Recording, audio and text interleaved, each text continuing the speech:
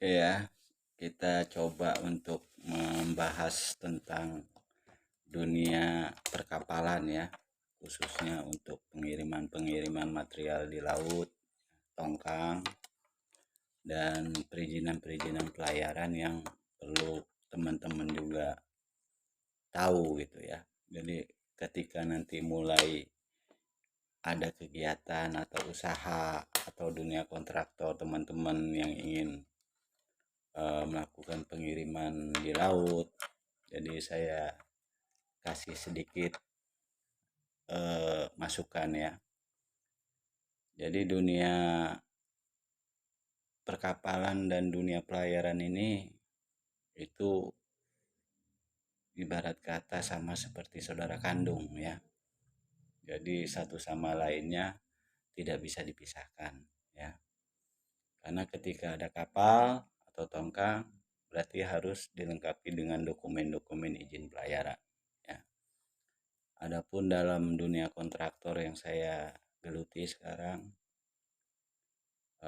dunia perkapalan dan dunia pelayaran ini sangat unik, berbeda dengan perizinan-perizinan yang sifatnya angkutan-angkutan darat ya. Kalau angkutan darat mungkin kita cukup melampirkan STNK, bukti layak jalan kendaraan, dan KIR ya, bukti izin angkutannya ya.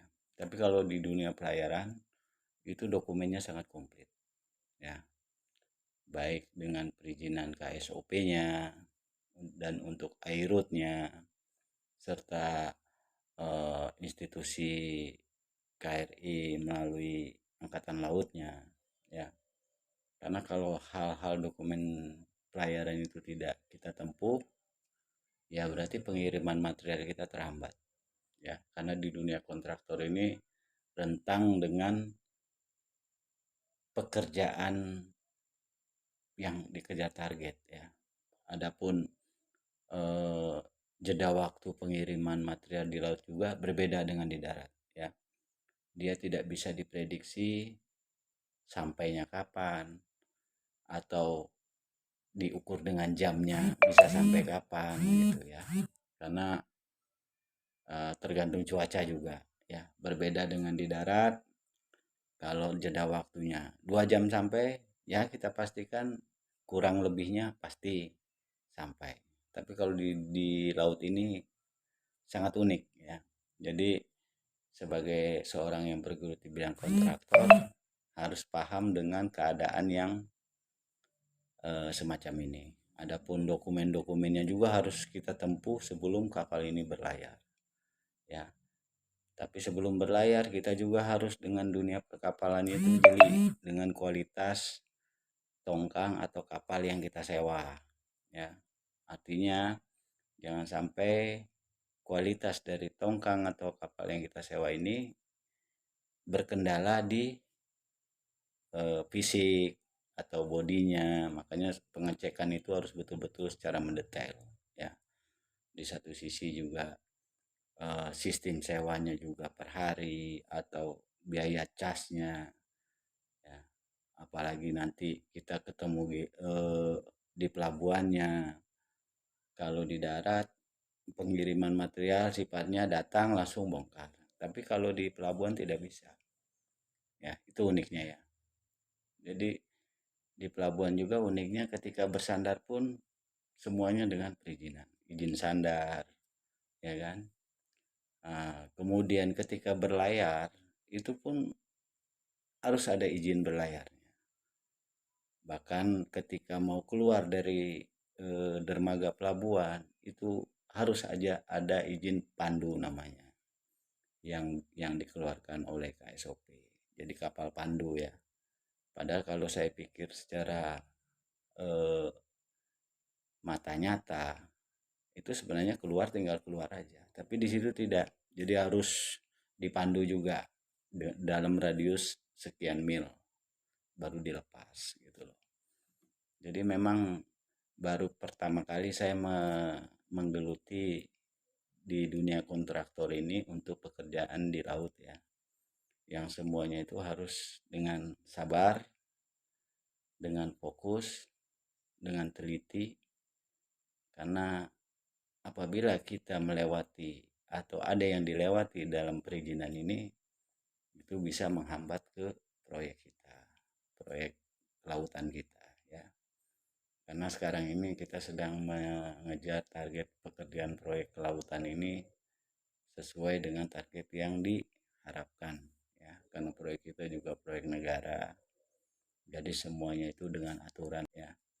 Saya rasa itu, ya, supaya nanti teman-teman atau rekan-rekan yang ingin yang atau mau menggeluti dunia proyek lautan, harus 3 faktor itu yang harus ditempuh atau dipelajari. Yang pertama tentang perizinan, ya, perizinan dari kapal tersebut.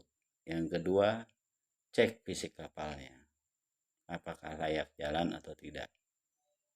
Nah, yang ketiga, kita harus paham dan mempelajari perizinan, dokumen, fisik yang memang benar-benar fix untuk kita jalankan. Nah, jangan sampai terjadi nanti penyetopan kapal di tengah laut karena satu saja kapal kelengkapannya tidak ada, itu langsung ditahan atau ditilang, ya. Jadi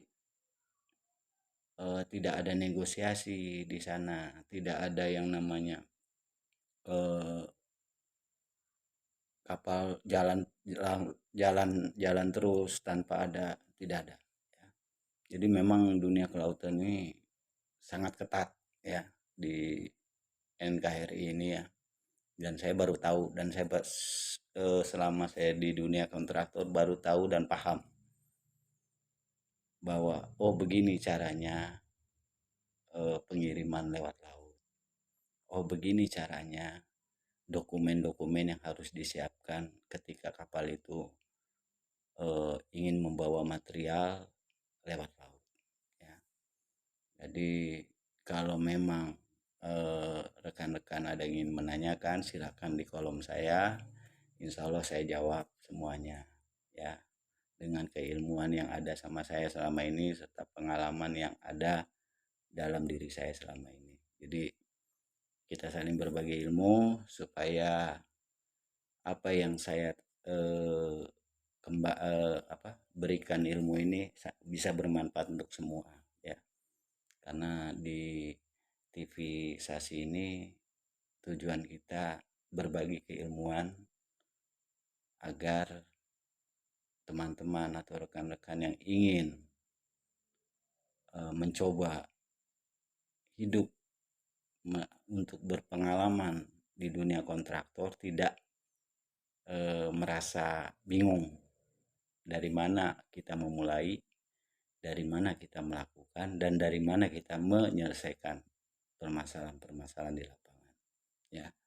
Jadi nanti Bang Ardi Sambo nih, ya, akan menuntun rekan-rekan yang ingin ke dunia kontraktor, karena masih banyak ilmu-ilmu saya yang harus saya tuangkan di sini supaya bisa bermanfaat untuk orang banyak. Saya rasa itu. Untuk ilmu sosialnya, ilmu kemasyarakatan, insya Allah saya akan buka semua bagaimana trik-trik cara sukses kita untuk berjalan di dunia kontraktor selesai tanpa masalah, ya. Karena hidup sebagai seorang yang di dunia kontraktor ini, yang pertama dipegang kepercayaan dari yang memberi pekerjaan pada kita. Yang kedua, keteguhan, keyakinan untuk menyelesaikan pekerjaan yang diberikan kepada kita. Ya, kalau itu sudah bisa kita lewati, insya Allah, ya, kedepannya orang akan percaya memberi pekerjaan kita dalam bentuk apapun. Asalkan kita sudah menunjukkan kesuksesan pekerjaan kita di depan orang banyak. Ya, saya rasa itu. Saya akhiri. Sampai ketemu lagi di ilmu-ilmu yang bermanfaat di dunia TV Sasigi. yang sudah kami buat ini. Saya rasa itu. Terima kasih.